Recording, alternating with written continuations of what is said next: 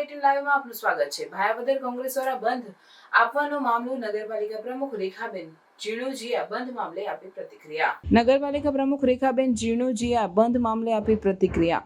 ભાયાવદર બંધ બાબતે કોઈ વેપારી સાથે સહકાર આપેલ નથી। આ વ્યક્તિગત પ્રશ્ન હતો અને વેપારને ધાક ધમકી આપી બંધ કરાવવા પ્રયાસ થયેલ જે સફળ થયેલ નથી। આ ભાજપ કોંગ્રેસનો અંગત પ્રશ્ન છે।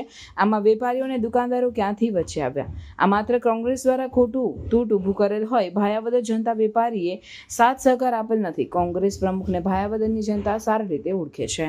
હું રેખાબેન જીણુજીયા, ભાયાવદર નગરપાલિકા પ્રમુખ।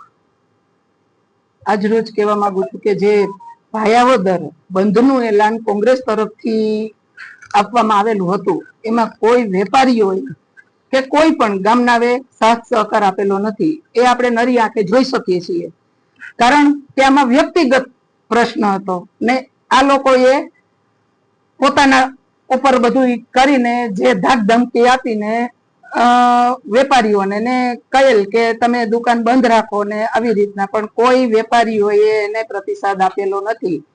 સિવાય કે જો વેપારી એસોસિએશનની કોઈ મુદ્દો હોય ને એ લોકો જો બંધ રાખતા હોય તો એક વાત અલગ છે। આ તો ભાજપ કોંગ્રેસનું છે, તો એમાં વ્યક્તિગત ક્યાં આવે? તો વેપારી લોકોને કે ગામને કોઈને આ ઇસ્યુ બનાવવાનો આવે।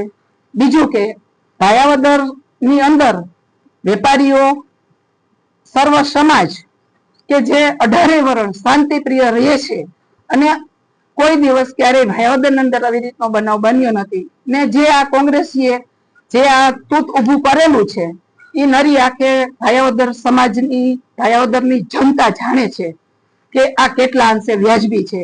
અવારનવાર ભૂતકાળની અંદર આ ઘણીવાર એવા પોતાના વ્યસનને લઈને અમુક સજ્જન માણસોને પણ ગારો ભાંડેલી છે ને સમાજ પણ જાણે છે અને ભાયાવદરની જનતા પણ જાણે છે।